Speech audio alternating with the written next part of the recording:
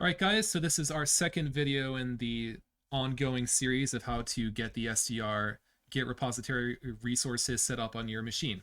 So say we've already installed Git, and the way that we know that we have Git installed on our machine is to type Git into the search bar and see that we can bring up Git Bash, Git GUI, Git CMD, Git 64-bit installer. Well, normally you wouldn't have that. I just still have that in my downloads folder, so you should probably delete that. Click on that, see if that works. Okay, we're running Git.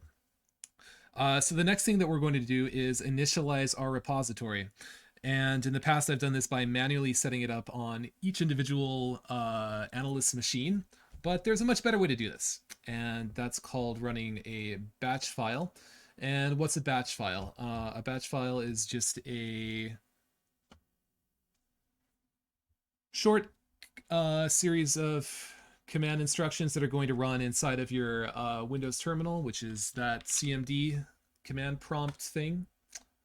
So it's just going to sequentially enter all of these lines, and it's in this case it's only 7 lines of code into your CMD, and that's going to pull the Git repository from a remote location in the cloud onto your machine.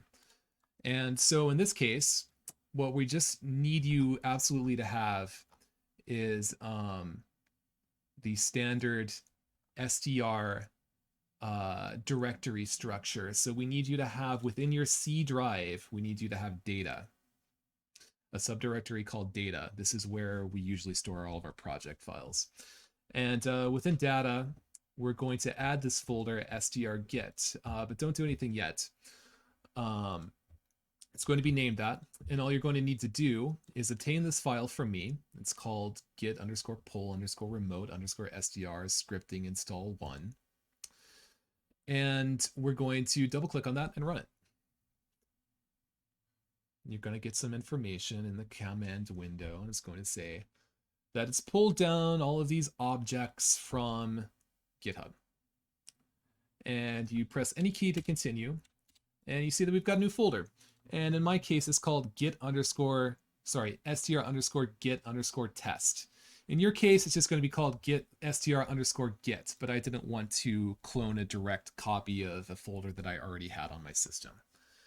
And you open that up, and you've got another folder called str underscore scripting, and that is the str git repository with all of the things that it has in that. Docs, scripts underscore desktop, scripts underscore pro, templates, toolboxes, and a couple of different README files and some things in the root directory that will help you to keep your repository updated.